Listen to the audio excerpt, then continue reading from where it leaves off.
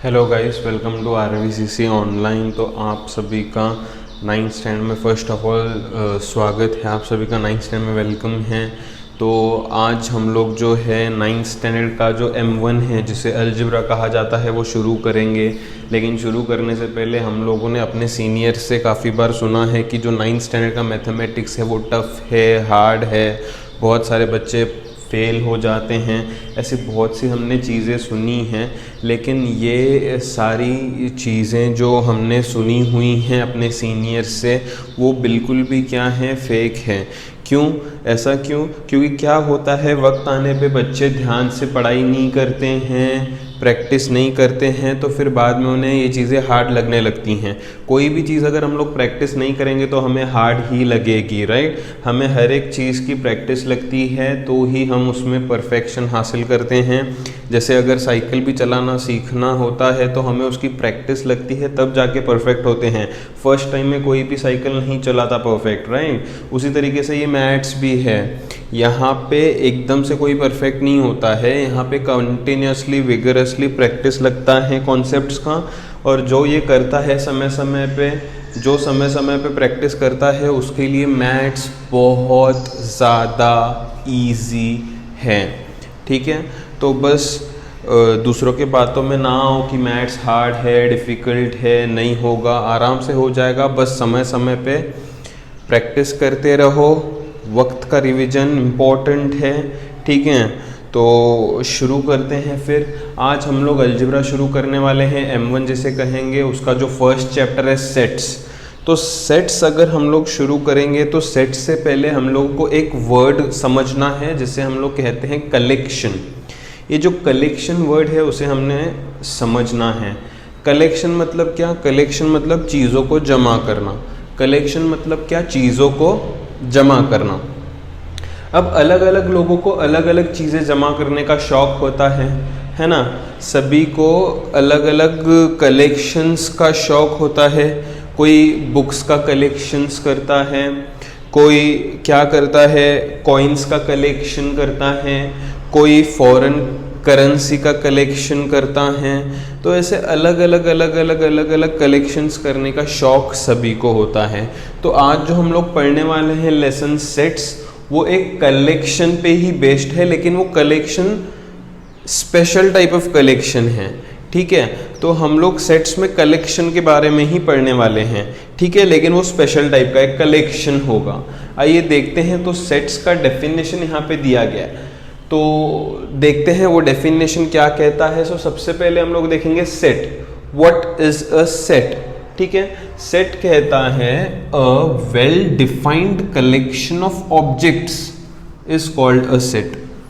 अभी यहाँ पे कह रहे हैं सेट है a well defined collection of objects. Set जो है वो कलेक्शन तो है, लेकिन कैसा कलेक्शन है? Well defined. Now what is well defined?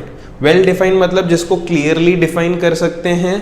अब इसको और अगर अच्छे तरीके से समझना है, वेल डिफाइंड मतलब जो सबके लिए एक होगा, सभी के लिए सेम होगा, ऐसा कलेक्शन जो सभी इजीली कलेक्ट कर पाए और सभी के लिए एक जैसा होगा, वो कलेक्शन को हम लोग वेल डिफाइंड कहते हैं। अब फॉर एग्जाम्पल अगर मैं कहूँ, अगर मैं सिंपल सा एग्जाम्पल कहूँ, सो मैं बोलता हूँ collection of first 5 natural numbers.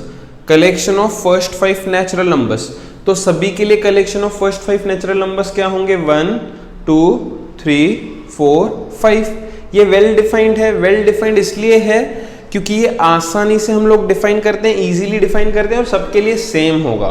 तो जो ऐसा कलेक्शन है जो आसानी से डिफाइन हो जाए और सबके लिए सेम हो, उस कलेक्शन को वेल डिफाइंड कहते हैं। और जो भी कलेक्शन वेल डिफाइंड होगा उसे हम लोग सेट कहेंगे।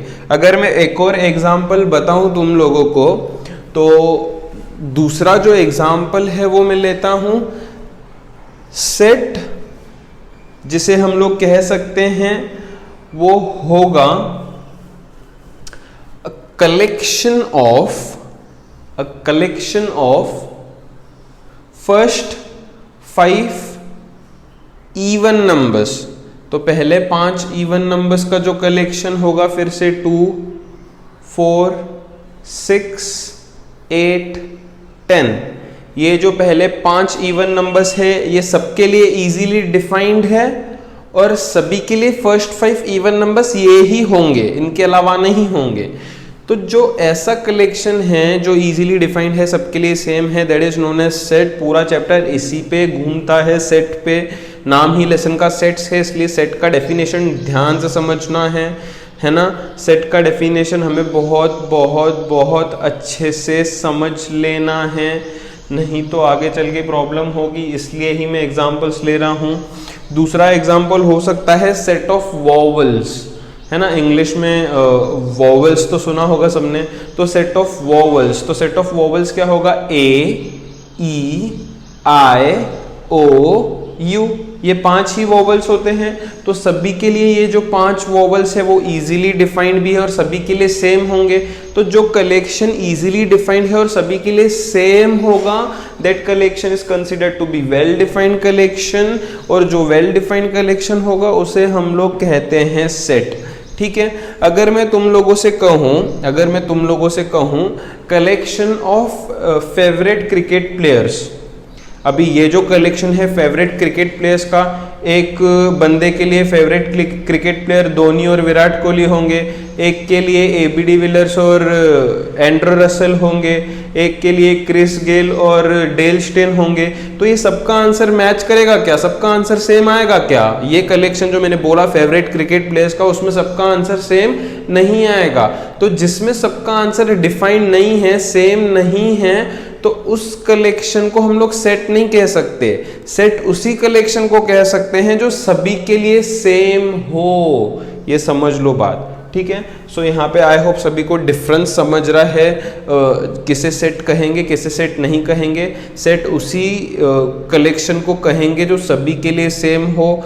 जैसे मैंने बोला था यहाँ पे फर्स्ट 5 नेचुरल नंबर्स हो गया, है ना, वॉवल्स हो गया, या फिर बोल सकते हैं colours of rainbow. Colours of rainbow भी सबके लिए सेम ही होंगे, राइट। तो ऐसे कलेक्शन जो सबके लिए सेम होंगे उन्हें हम लोग कहते हैं सेट, और ऐसे कलेक्शन जो सबके लिए सेम नहीं होंगे उन्हें हम लोग सेट नहीं मानेंगे।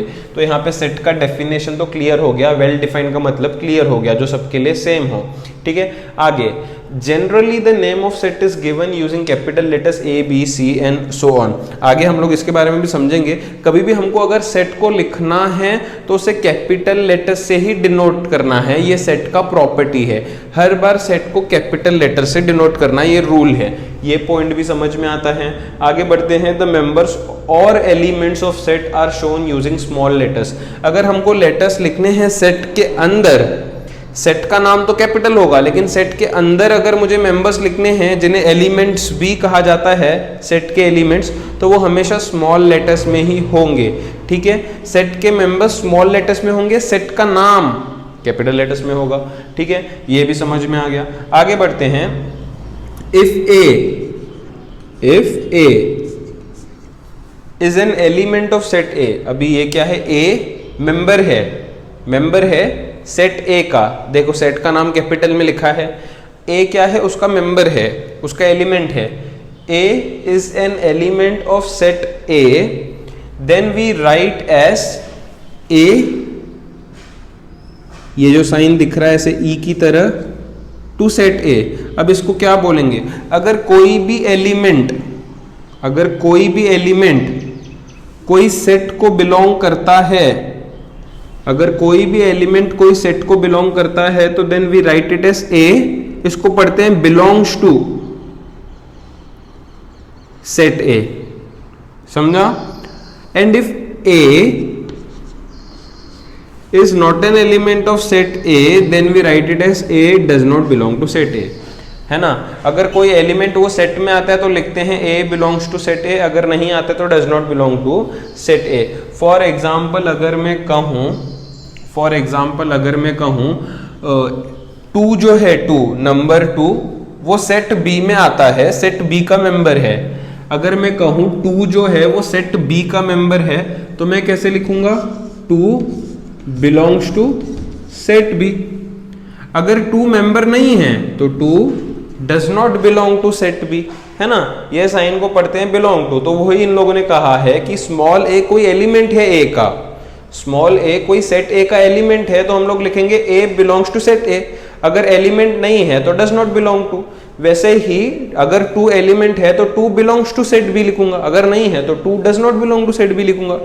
क्लियर है बातें, समझ लो इसे, ठीक है। अभी आगे आते हैं। Now let us observe the set of numbers. अब ये कुछ सेट्स ऑफ नंबर्स हैं जो नंबर सिस्टम्स हमने पढ़े हैं लोअर स्टैंडर्ड्स में, वो ये है। तो इसे अच्छे से अपने दिमाग में घुसा लो, क्योंकि ये भी काफ़ी काम में आने वाला है। काफ़ी सारे बच्चों को मैंने देखा है 9th स्टैंडर्ड में इसमें कन्फ्यूजन होता है, इसे अभी ही अपने दिमाग में उतार लो बढ़िया तरीके से। Capital N, now what is capital N? Capital N is considered to be set of natural numbers. Capital N क्या है? Set of natural numbers. Natural numbers मतलब कहाँ से शुरू होते हैं? 1 2 3, 1 से शुरू होते हैं natural numbers, 1 2 3 and so on, ऐसे चलते ही जाएगा चलते ही जाएगा चलते ही जाएगा, ठीक है। सो एन, देखो सेट लिखने का तरीका कैसे होता है। कैपिटल एन क्योंकि सेट का नाम है, और सेट हमेशा कर्ली ब्रैकेट में लिखते हैं, हमेशा ये रूल है, कर्ली ब्रैकेट में लिखना है। तो क्या है? सेट एन, एन है नेचुरल नंबर्स का सेट जो 1 से शुरू होगा, 1 2 3 and so on is a set of natural number. तो कैपिटल एन मतलब set of natural number, natural number मतलब जो 1 से शुरू होते हैं। आगे बढ़ते हैं, W. So what is W?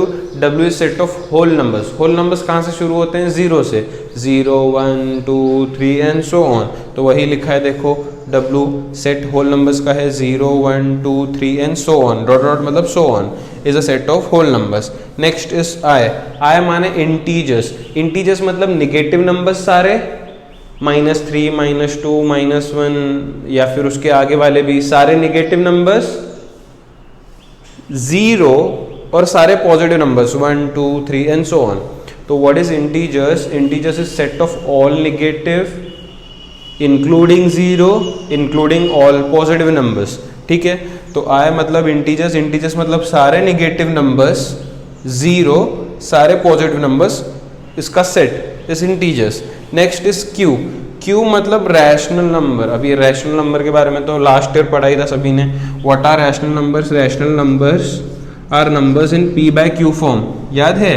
Where p and q both belong to integers, दोनों इंटीजर्स होते हैं, एंड q कांट बी 0। ये रैशनल नंबर्स का डेफिनेशन था जो लास्ट ईयर हमने पढ़ा था। सो what is q? q is rational number जो p by q के फॉर्म में होते हैं, 2 by 3 5 by 7 ऐसे फॉर्म में होते हैं, -3 by 2, है ना। तो ये फॉर्म वाले जो नंबर है p by q फॉर्म वाले नंबर, उन्हें हम लोग रैशनल नंबर्स कहते हैं, उन्हें हम लोग रैशनल नंबर्स कहते हैं, है ना, जहाँ पे p और q दोनों इंटीजर्स को बिलोंग करते हैं and q is not equal to 0, है ना। तो ऐसे सारे नंबर्स जो हैं p by q फॉर्म वाले, उन्हें रैशनल कहते हैं, जिसे q से डिनोट किया जाएगा। So what is q? q is set of rational numbers. Finally we shift to R. What is R? R is set of real numbers. अब real numbers मतलब क्या? रियल नंबर्स में सारे आ जाते हैं। रियल नंबर्स मतलब natural numbers, whole numbers, integers, rational numbers, सभी मिला के रियल नंबर्स बनते हैं। तो ये जो 5 यहाँ पे हमने नंबर सिस्टम सीखे हैं, ये हमें बहुत अच्छे से आने चाहिए। शुरुआत होती है n से। What is n? What is n? n is natural numbers, set of natural numbers. What are natural numbers? Natural numbers are numbers which begin from 1. Next is w. What is w? w is set of whole numbers. Whole numbers begin with 0.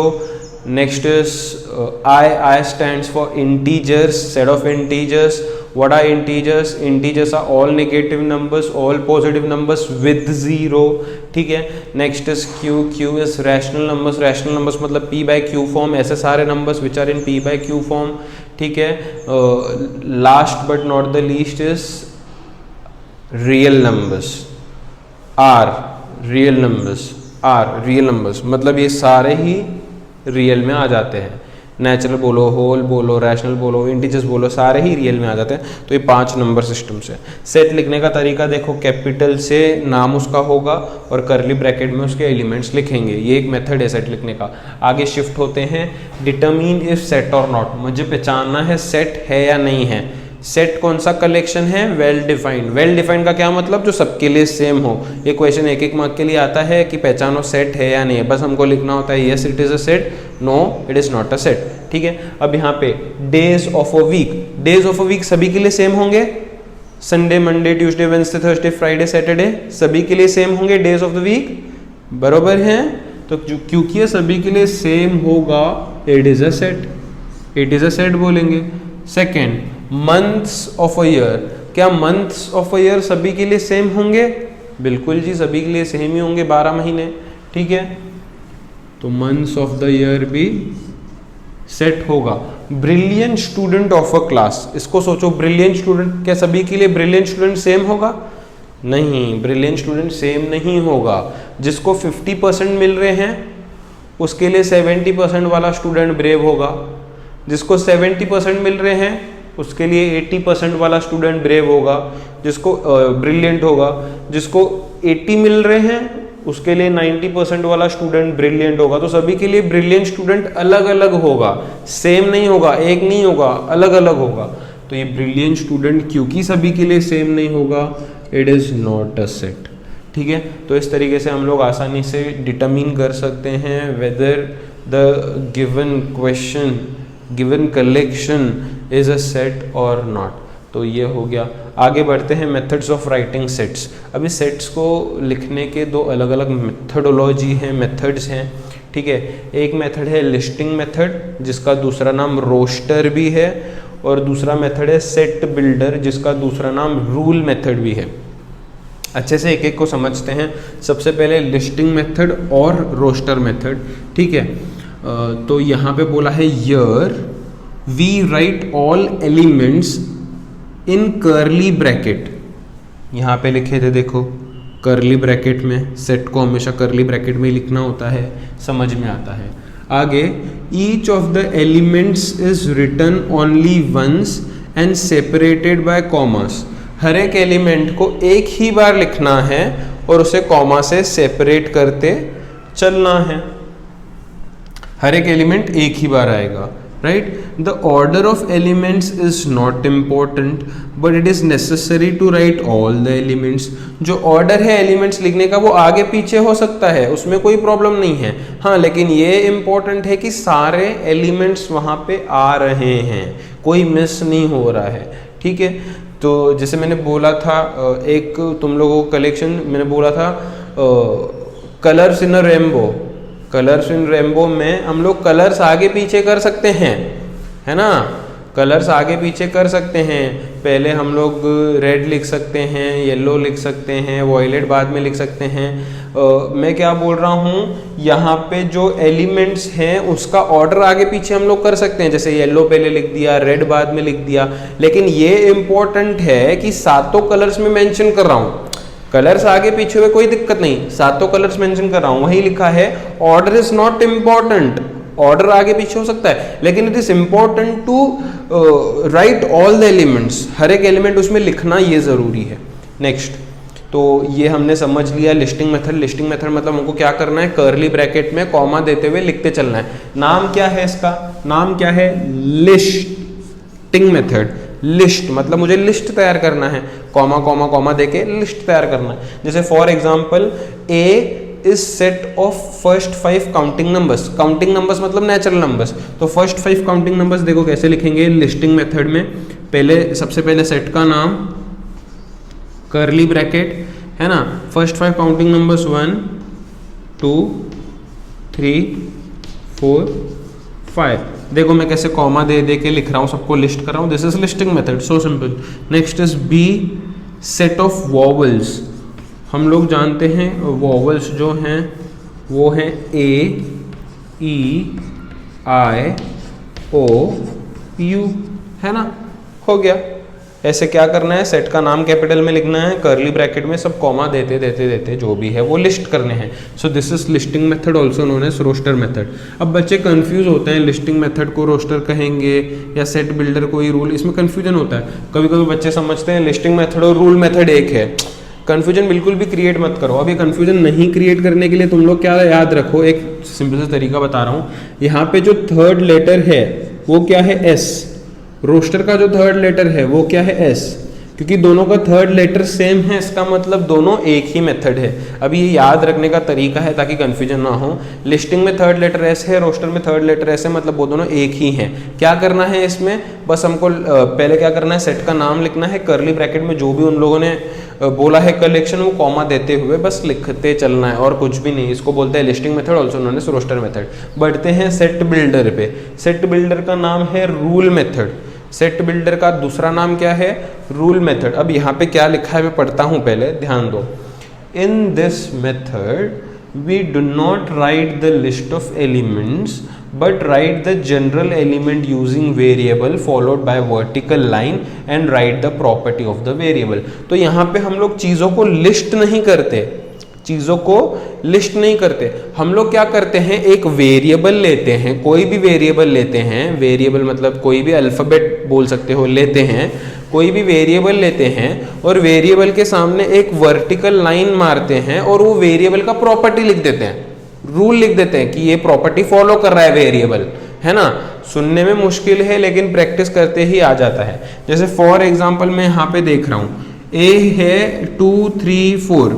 अब देखो मैं कैसे लिखता हूँ इसको, लिखना इसको करली ब्रैकेट में है। मैं एक वेरिएबल लेता हूँ एक्स, वेरिएबल लेने के बाद एक डंडी मारता हूँ, एक डंडी मारता हूँ।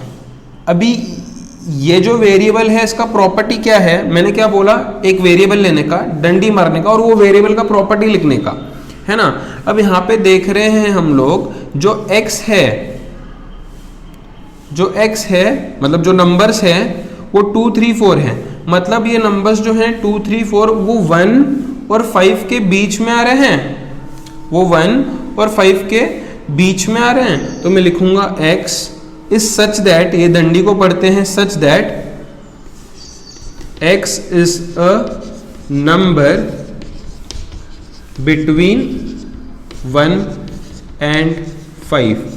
तो 1 and 5 के बीच में ये नंबर है। देखो ऐसा क्वेश्चन आता है, उसको इस तरीके से आंसर में लिखना है। मैंने क्या बोला, एक वेरिएबल लेने का, डंडी खींचने का, ये डंडी को सच दैट बोलते हैं और वो वेरिएबल का प्रॉपर्टी लिखने का। वेरिएबल का प्रॉपर्टी क्या है कि वो 1 और 5 के बीच में है। अब इसको ऐसा भी एक्सप्रेस कर सकते हैं, x इज बिटवीन 1 and 5, इस तरीके से कि x जो है वो 1 और 5 के बीच में है। ये तो हम लोग चलो आगे पढ़ लेंगे, आगे समझ लेंगे, ठीक है। नेक्स्ट बी में क्या लिखा है, ITME। अब ऐसे जब अंदर अलग अलग लेटर्स आते हैं तो ये लेटर्स को कंबाइन करके एक वर्ड बनाने की कोशिश करो।